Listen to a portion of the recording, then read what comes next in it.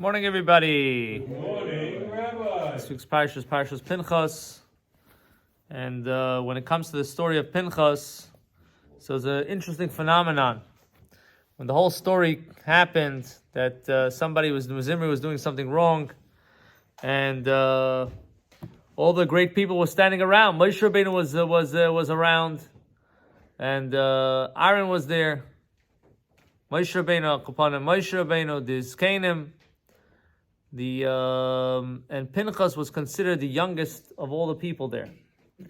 Not only that, if you look and see how Moshe Rabbeinu taught the Torah, so there was a process of who he taught first, and the person that was there first got to hear it again when he taught the second group, and then the third group, and then the fourth group. So what happens is Pinchas was actually from the last group with everybody else. He didn't have any special introduction to the Torah. And everybody's standing there, nobody knows what to do. What do you do? This guy's doing something wrong, and everybody knows about it. What do you do?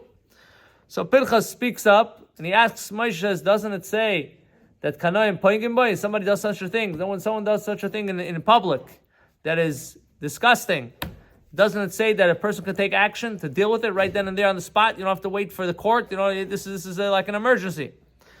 So Moshe Rabbeinu tells him, 100%. Now there's a saying that the person that brings the letter should be the first one to read it and to fulfill what it says in the letter. So Pinchas went out there and he did what he had to do, which was a great Mesiras Nefesh. So the Rebbe says, we learn from this a very interesting thing, that when it comes sometimes to make a call, to do something, a call of action, one could say, okay, listen, the great rabbis are not doing anything about it. And the Grig people in the community are not involved in this. So who am I to get involved? Maybe maybe it's bigger than me. Maybe it's nothing to do with me. So we can learn. Look at this week's parsha. We can learn something interesting. That Pinchas, one of the reasons why nobody did anything, is brought down in Mefarshim. One of the reasons why is Kedei Sheyavei Pinchas v'yital as a schar, and he should v'yital as a kahuna. They should be able to come and get the reward and to get the opportunity to have the kahuna, to be part of the kohanim, kohen gadol.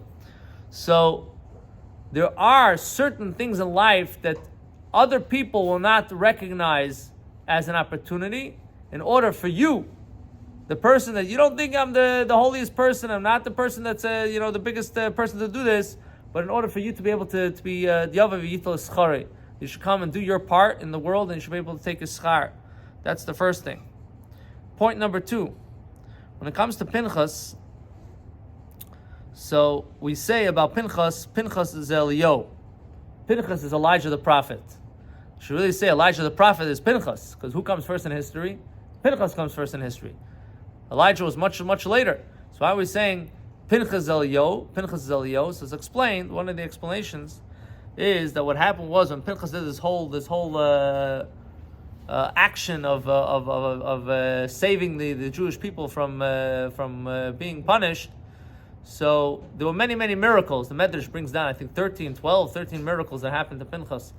But either way, it's brought down that the neshama, the soul of Eliyahu, was mislavish in Pinchas to give him courage, to give him strength. Now at that time, Eliyahu was a malach, an angel. But because he was doing what he had to be doing, so Hashem took care of him, and they gave him an extra boost with the soul of Eliyahu, that he should be able to accomplish what he needs to accomplish. So the same thing when it comes to our avodah, our service in Hashem, and our calling. A person could say, listen, not only who am I, but maybe I'm not able to do it, because if I do this, then that's going to happen. And if I do that, then I'm going to lose out this way, I'm going to lose out that way. And I don't see it's possible that I should be able to accomplish this and be successful. So we could also learn this from Pinchas. Pinchas, what he did, in a sense, he wasn't necessarily going to be successful on his own.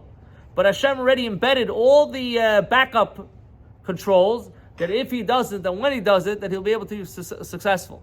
So too we have to learn that when it comes to our avodah, a lot of times you have this many stories from many people, all different situations. A person was sending his kid to yeshiva, didn't know if he could afford it, not going to afford it, he couldn't afford it. Didn't know. He knew for sure he cannot afford it. But Poel Mamish, at the end of the day, he did it, and somehow it worked out. There are many, many things, mitzvahs and things that we have to do in our lives when it comes to Judaism.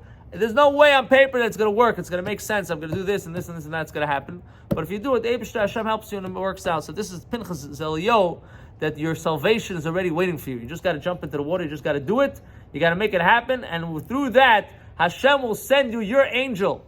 Hashem will send you your malach that you need to be able to matzliach b'karam mamish. Amen.